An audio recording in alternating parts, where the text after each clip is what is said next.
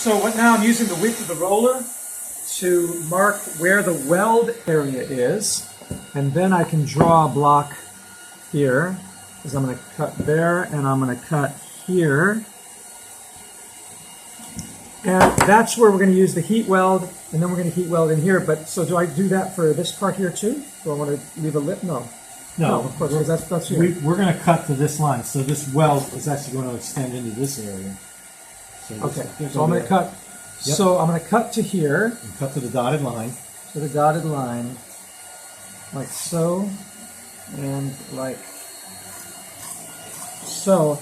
And hang on to these because you could later on use these as patches if you needed to. So hang on to your material. Whoop, there you go. Yep. Scared me. And I scared me. And I will give you the scissors to do the honor on the last piece.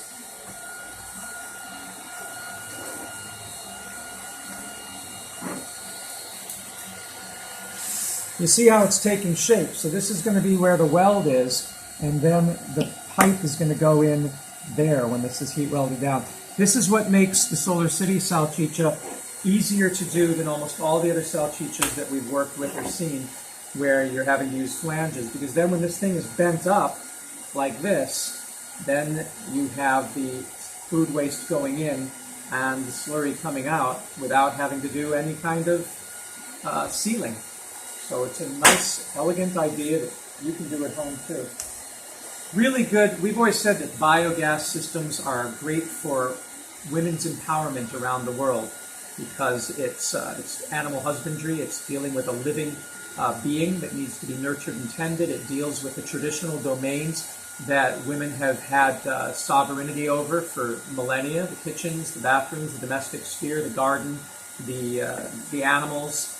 So it's a very appropriate technology around the world. And in manufacturing and engineering, this is great because traditionally women have had the sovereignty over the domain of being seamsters and seamstresses, of being able to cut and sew, and it lends itself to many of these traditional skills that then can be brought into waste management and renewable energy production.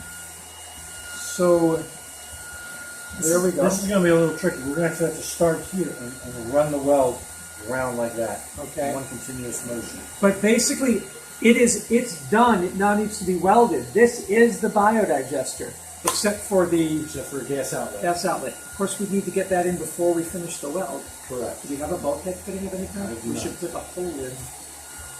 Because we could get a bulkhead fitting and then screw it down. I do not have later it on. So I don't know what size hole to cut. It would be basically